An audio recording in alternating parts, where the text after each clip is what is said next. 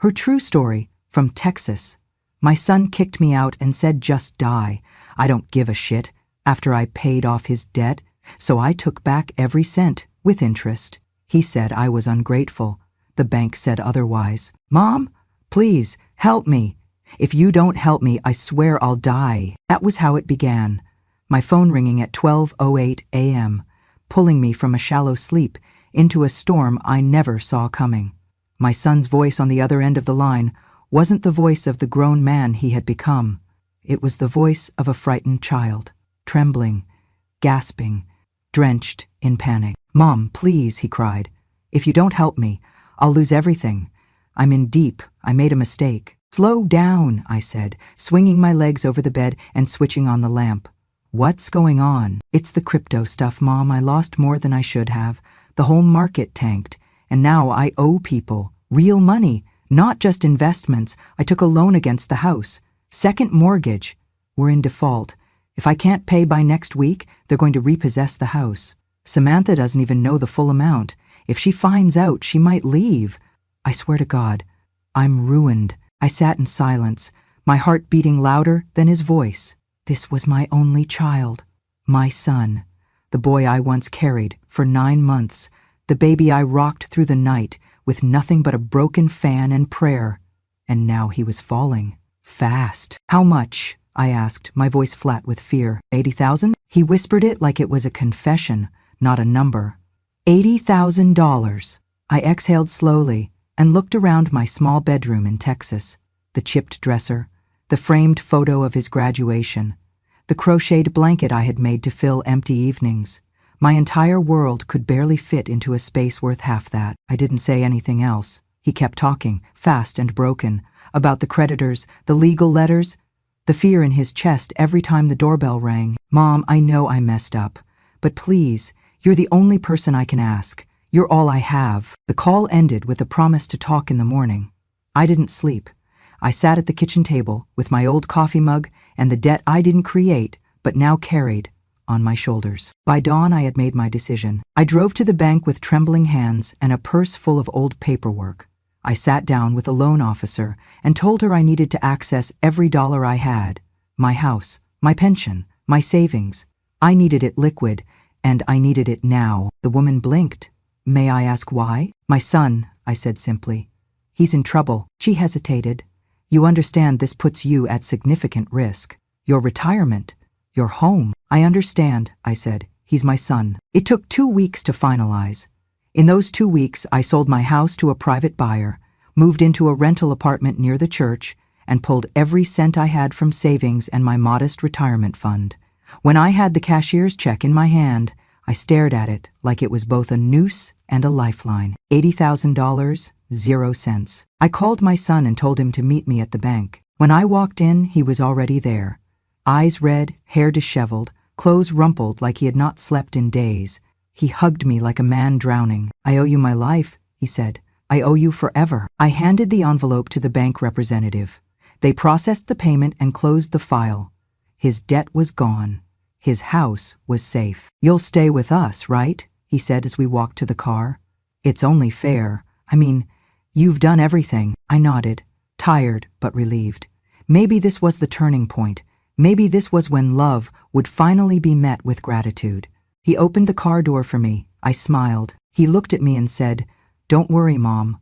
I'll take care of you now." And I believed him. I truly did. Because when your child begs for help with tears in his voice, you do not tally receipts. You open your arms. Even if, later, those arms are the ones pushed away. 6 months. That is how long it took for love to rot into silence, and for silence to harden into resentment.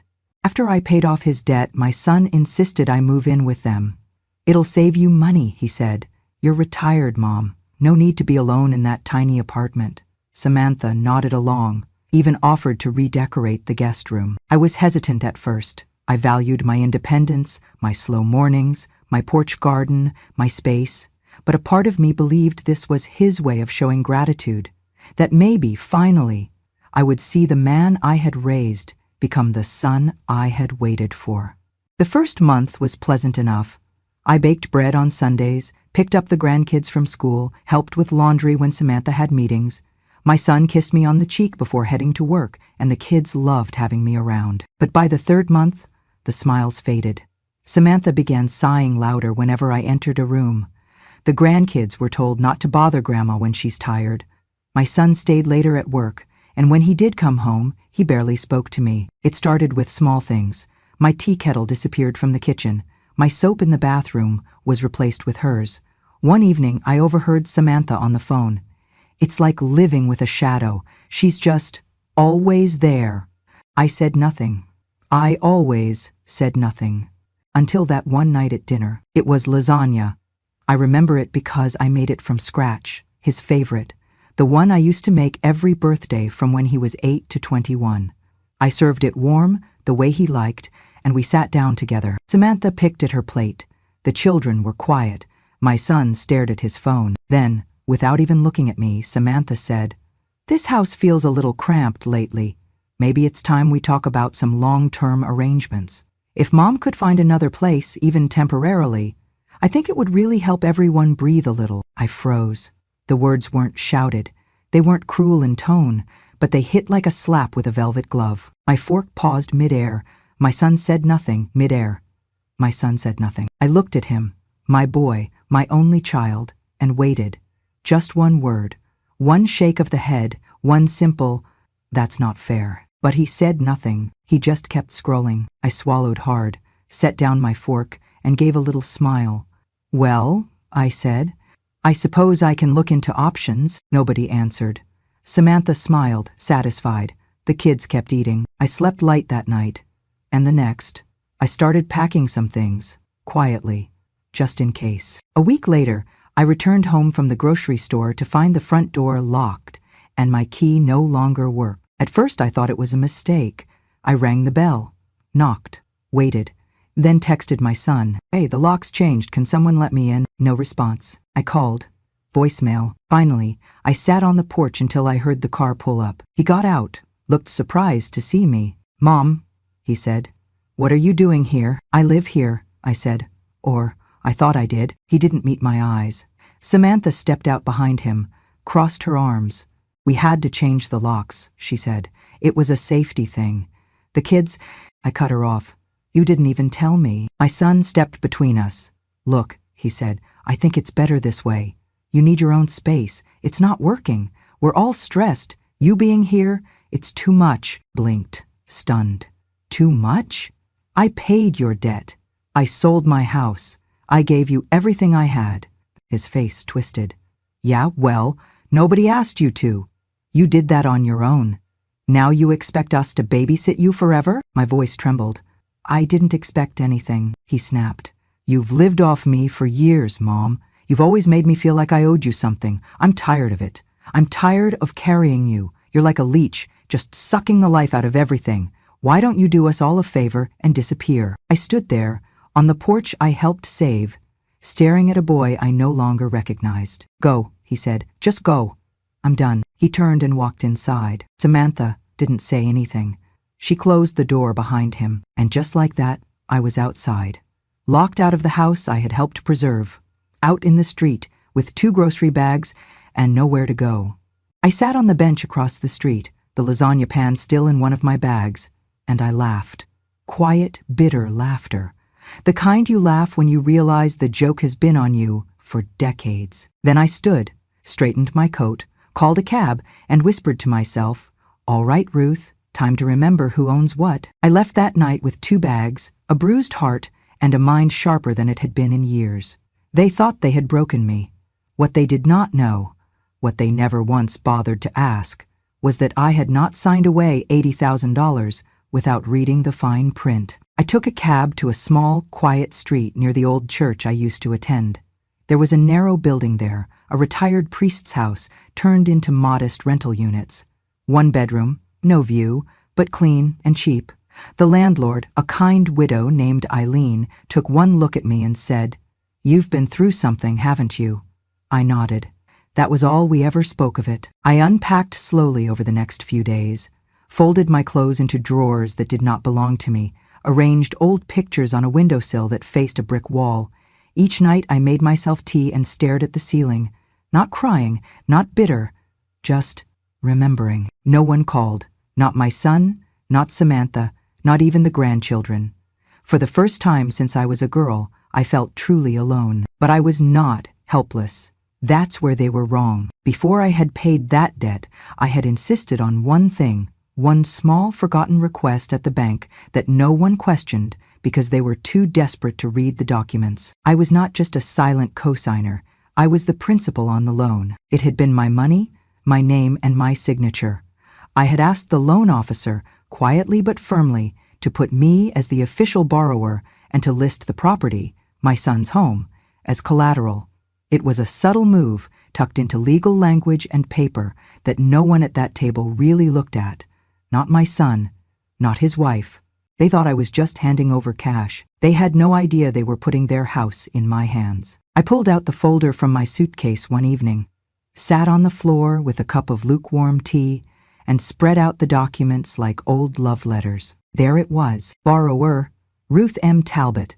Secured property, 1159 Wisteria Lane. Lien holder, First Texas Savings. Their home. My name. I smiled. Not a cruel smile, not a vindictive one, just steady. They wanted me gone. They wanted me erased. But the funny thing about paper is that it remembers what people forget. I whispered aloud to the silence. They want me dead? Fine, let them see what a ghost can do. That night, I slept soundly for the first time in months, because I knew something they did not. I was not just the woman they pushed out the door. I was the owner of the rope they were dangling from, and the knots were beginning to slip. 1 year passed, quietly, deliberately. I spent my days volunteering at the church food pantry and taking long walks through the neighborhood. People there knew me simply as Miss Ruth, the older lady with calm eyes and steady hands. No one knew I used to own a house. No one knew what had been taken from me, or what I had taken back, silently, with a signature. Then, one crisp morning in late October, Eileen knocked on my door holding the community newspaper. "Isn't this your son?" she asked, pointing at a small photo in the corner. It was. There he was, standing next to Samantha in front of what looked like a commercial lot, smiling wide for the camera. The headline read, "Local couple launches Dream Cafe in downtown Strip." I stared at it for a long time, read the text twice. They had listed their home, sold it or tried to fund a business. My hands were steady as I folded the paper. 3 days later, my phone rang. I did not recognize the number. I let it go to voicemail. Then it rang again. Same number. And again. The fourth time, I answered. It was my son. "Mom," he said, voice shaky, rushed. "Listen, I know it's been a while, but we need to talk. It's urgent." I said nothing. He took a breath. "We're trying to sell the house, to open the cafe. You probably saw the article. But the bank's saying we can't finalize anything without your signature. They said you're the primary on the loan, that your name's on the secured deed." I waited, he continued, faster now. "We didn't realize. We thought once it was paid. Anyway, it's just a technical thing, just paperwork. If you could come in and sign." I cut him off. "Why would you need me for anything?" I asked. He hesitated.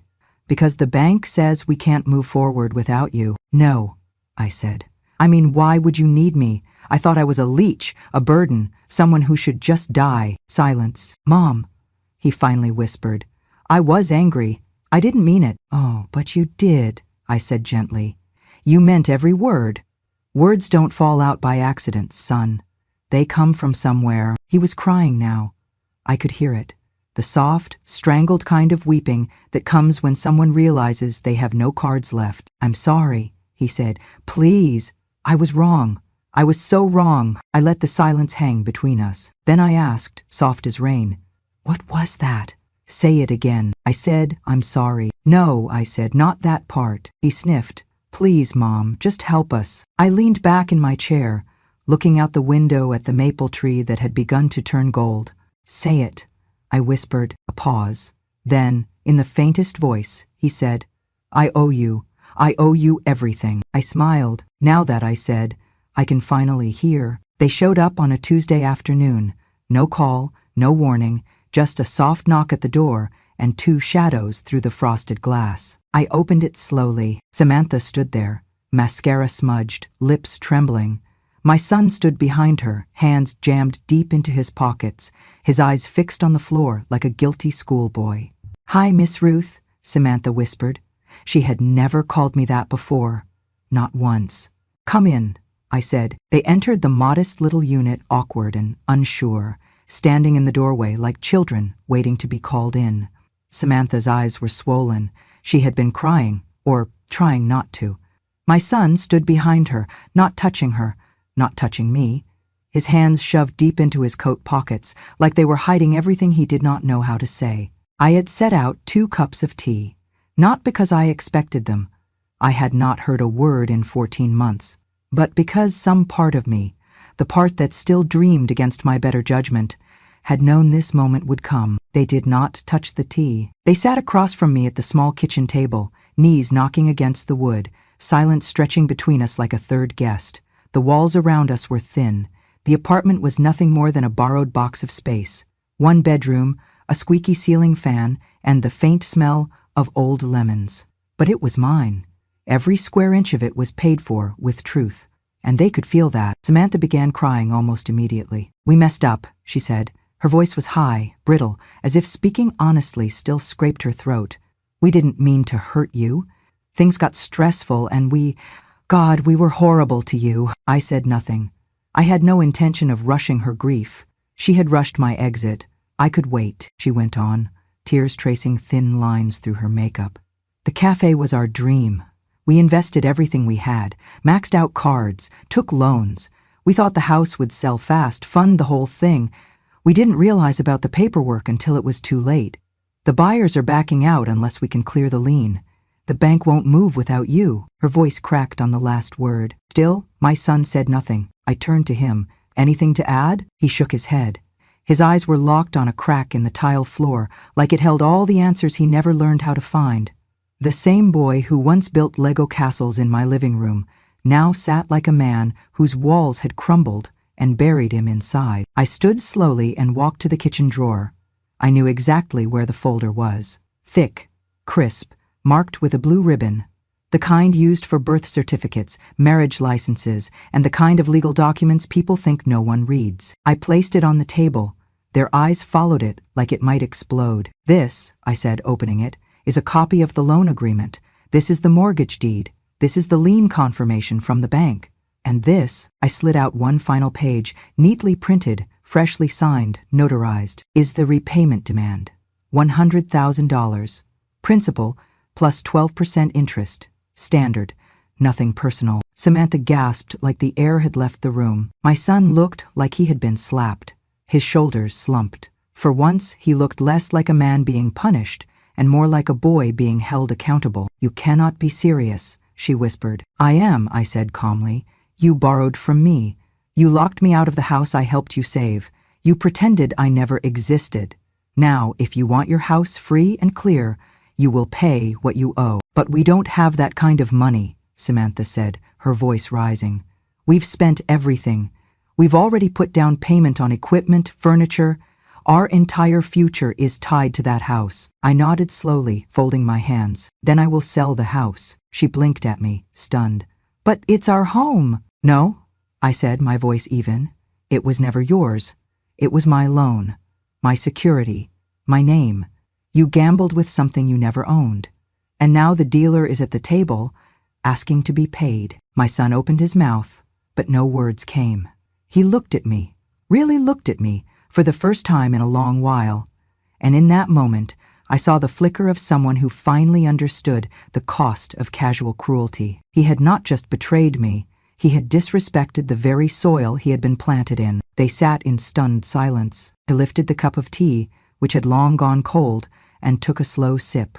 It was bitter, but not unbearable, and in that silence, I let them sit. I let them feel what it was like to be on the other side of a closed door, to realize the welcome mat had been pulled back not out of spite, but because it had been stepped on one too many times. I said nothing more, because some things don't need to be said twice. They are paid in full, just like the house, just like the lesson, with interest. That night, after they left in silence, I sat alone at my small kitchen table and opened the photo box I kept tucked away beneath the bed. I had not looked through it in years. Dust clung to the edges, but the memories inside were sharp as ever. There he was, my boy, at age 10, front teeth missing, grinning with his arms wrapped around my waist at the county fair. There he was at his high school graduation, a wrinkled gown, 2 big shoes, and pride in his eyes, as he searched for me in the crowd. And there was the photo I always kept near the front. He was 26. I had just passed my driving test at age 60, after months of practicing in the church parking lot with an instructor who smelled of peppermint and wore a cowboy hat. I remember feeling so embarrassed to be learning so late, so out of place. But when I stepped outside the DMV that evening, there he was, my son, standing beside my old station wagon holding a sign that read, in sloppy black marker, "My mom can drive, even at 60. So, watch out, Texas." I had laughed so hard I cried. He had brought flowers, a cupcake, a card that said, "You always said I could do anything.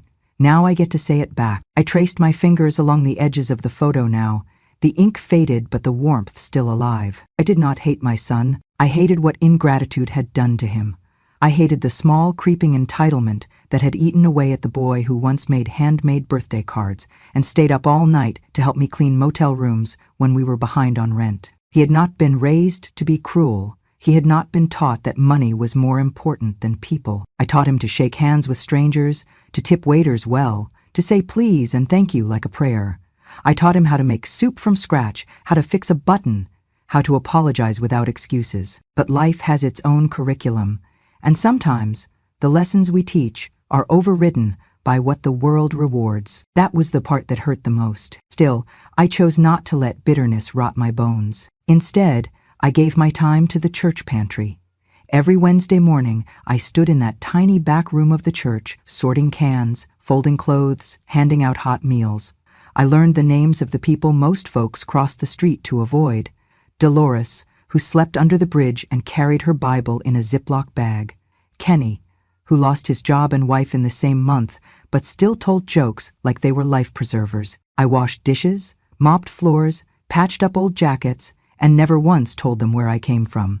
Not because I was ashamed, but because my story was not special there. We were all people who had been discarded, who had been told in one way or another that we no longer served a purpose, that we were too old, too poor, too broken. But I had learned something in that tiny room filled with steam and kindness. The most forgotten among us often carry the clearest vision of what matters. We know how to hold silence. We know how to spot a lie by how it stands. We know that dignity is not a thing you are given. It is something you guard, quietly, fiercely, and without apology. I folded the photos back into their box and placed them beneath the bed again, and I whispered to the night, "You were a good boy once. Maybe that boy is still in there somewhere, but I cannot be the one to dig him out." The day after our quiet meeting, my son called me again. His voice was low, softer than it used to be, the sharpness worn down by fear. "Mom," he said, we cannot come up with the money that fast. Not 100,000, not in 30 days. I listened. "We are trying. Samantha has talked to her parents. I called the bank, but it is just not possible right now." I said nothing. Then he asked, "Could you give us more time, just a little more?" "Ever." I thought about it, thought about the cold night on the porch, the slammed door, the words he had shouted like stones. But I did not want revenge. I only wanted to teach him the price of what he had said. "I will give you 30 days, I said, "not a minute more." He thanked me, again and again, but I heard no joy in his voice, only delay, only dread. 30 days came and went. No payment arrived. No miracle surfaced. So I did what any lender would do. I filed the petition to initiate the property sale. My name was on the deed. My name was on the debt. The law did not blink. It simply processed. At the courthouse, the judge reviewed the documents, checked the signatures, glanced at the timeline. He looked at me and asked gently, "Are you certain this is what you want, ma'am?" "I am," I said, with both hands steady. The order was signed. The process began. 2 weeks later, movers pulled up to the house. Not their movers, the bank's. They had 30 minutes to gather what they could. Everything else was listed for auction. Neighbors peeked from curtains. Samantha cried on the front lawn. My son stood frozen, keys in his hand, but nowhere left to open. I did not go that day. Instead, I sat at my desk, printed a single photo, placed it in an envelope, and wrote no message, just their names. The photo showed a foundation being poured on a plot of land outside Amarillo.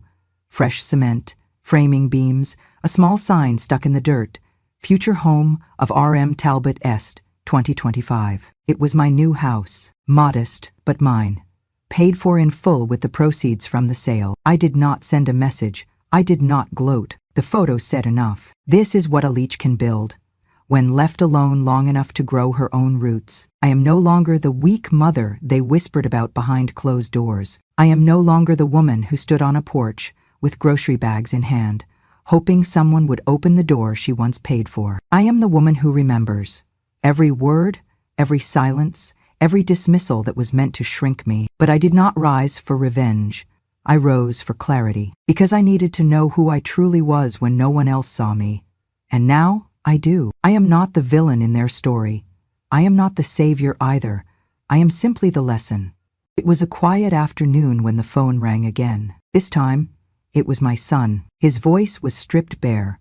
No pride left to hold him up. "Mom," he said, "I understand now. I see what I did. I see what I lost.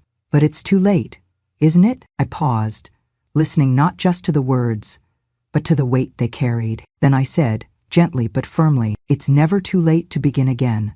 But I don't pay twice for the same lesson." He cried. I let him, and I hung up, knowing that for the first time he was finally listening. To life, to loss, to the cost of mistaking love for obligation. And maybe, just maybe, he would grow from the ruins. But I was no longer the soil for someone else's roots. I had planted my own. I am no longer the weak mother they whispered about behind closed doors. I am no longer the woman who stood quietly at the edge of family photos, always cropped out by someone else's comfort. No longer the one who made herself smaller just to fit into a space that was never offered freely. I am no longer the woman who stood on a porch with grocery bags in hand, hoping someone would open the door she once paid for. No longer the mother who accepted silence in place of apology, or who traded her dignity for a moment of borrowed peace. I am the woman who remembers every word, every silence, every dismissal that was meant to shrink me. I remember the way my name was never mentioned when the credit came, only when the blame arrived. I remember being told I was too much when I offered help, and not enough when I needed it. But I did not rise for revenge. I rose for clarity. I rose because I needed to see myself outside their shadow. I needed to know who I truly was when no one else saw me. And now, I do. I am not the villain in their story. I am not the savior either. I am simply the lesson, the kind that arrives after the storm, quiet and enduring, the kind that doesn't need to shout because it carries the weight of truth. It was a quiet afternoon when the phone rang again. My hands were busy folding laundry, just 2 towels and a shirt I'd sewn myself. The sun was soft through the curtains, and the kettle on the stove had just begun to hum. I looked at the screen. It was my son. The last time I heard his voice, it was brittle with desperation. Now, it sounded stripped of something deeper. No anger, no excuses, no pride left to hold him up. "Mom," he said, almost breathless, like the word had taken effort. "I understand now. I see what I did. I see what I lost." I didn't speak. "But it's too late, isn't it?" I sat in the silence for a while. Not to make him squirm, not to punish, but to let the moment breathe, because some words deserve stillness after them. Some truths only echo when the world is quiet enough to hear. Then I said, gently but firmly, "It's never too late to begin again. But I don't pay twice for the same lesson." There was a sound, something between a sigh and a sob. He cried, and I let him, not because I wanted to hear his pain, but because I wanted him to hear it himself, to sit in it, to feel what I had felt when the front door locked behind me and no one came out. When I hung up, I didn't feel righteous. I didn't feel victorious. I felt, still, like the dust had finally settled on a house that once stood in my heart, but now lived only in memory. Because for the first time, he was finally listening to life, to loss, to the cost of mistaking love for obligation and gratitude for weakness. Maybe, just maybe, he would grow from the ruins. But I was no longer the soil for someone else's roots. I had planted my own, and they were taking hold. They were growing quietly, like all true things do. Not in the spotlight, not with applause, but in the gentle rhythm of days spent choosing peace over noise. I began to love mornings again. The way the sunlight filtered through the blinds, the smell of clean sheets, the sound of birds I had never noticed when I was busy surviving. I made soup from scratch again, just for myself. I found a small second-hand piano and played the old hymns until my fingers ached and my heart unclenched. I started writing letters to people I hadn't spoken to in years, not to reopen old wounds, but to close them softly. I learned how to laugh again, not because something was funny, but because I remembered that I still could. And in those quiet moments, I realized something no one tells you when your heart breaks. You are not meant to stay broken. You are allowed to outgrow the roles they wrote for you. You are allowed to be more than what they remember. You are allowed to become new. I did not get everything back, but I got back enough. Enough to smile without flinching. Enough to stand without apology. Enough to say with a full heart and steady voice that I am not who they said I was. I am not the woman they forgot. I am the woman who remembered herself. And that, my dear, is the kind of memory that cannot be erased. Not by silence, not by shame, not even by love that turned away too soon. Because love, real love, the kind that does not shrink, the kind that does not tally, the kind that says even now, that love begins when you love yourself enough to stop giving away pieces of your soul just to be seen. I am Ruth M. Talbot, and I have seen myself. At last. Thank you for staying with me until the end of this story. If you've ever been called a burden, if you've ever stayed silent just to keep the peace, if you've ever been made to feel like your love was a weight instead of a gift, then know this: you are not alone. There are many of us, scattered across quiet kitchens and forgotten guest rooms. We are the ones who gave everything and asked for nothing, who carried more than our share and were told we were in the way. We are the mothers who gave our youth, our sleep, our savings, and still heard, "You didn't do enough." But let me tell you something. We remember. We remember every thankless sacrifice. We remember every slammed door, every withheld smile, every time they spoke of us like we weren't in the room. I'm a mother from Texas. I gave my only child everything I had, my home, my savings, my future, because he asked me to, because that is what mothers do. And when he turned his back, when he told me I was nothing but a leech, I did not scream. I did not beg. I remembered, and then I stood up, because love is not always gentle. Sometimes it comes in the form of a bank statement. Sometimes it arrives in silence, wrapped in legal documents with interest attached. Sometimes love says, I remember what I gave, and I remember what it cost. This story is not about revenge. It's about clarity, about what happens when a woman stops waiting to be valued and starts valuing herself, about what blooms when the soil of sacrifice is finally reclaimed by the one who watered it. I don't tell my story because I want sympathy. I tell it because I know there are women out there, good, loyal, strong women who are waiting to be heard, women who are made to feel invisible, women whose names are only spoken when someone needs something. And I want you to know, your story matters, even if they laughed at you, even if they left you, even if they called you too old, too much, too late, especially then. Because wisdom doesn't shout, it remembers. And when we finally speak, not with rage, but with truth, it shakes the very ground beneath the ones who thought we had no voice left. If this story touched something inside you, some quiet ache, some buried memory, then I invite you to stay, to keep listening, to know that there is a place where your voice isn't just welcome, it's necessary. Subscribe to Grandma True Stories, a place where every mother has a voice and every tear has its reason. Here we don't sugarcoat, we don't sanitize, we tell it like it is,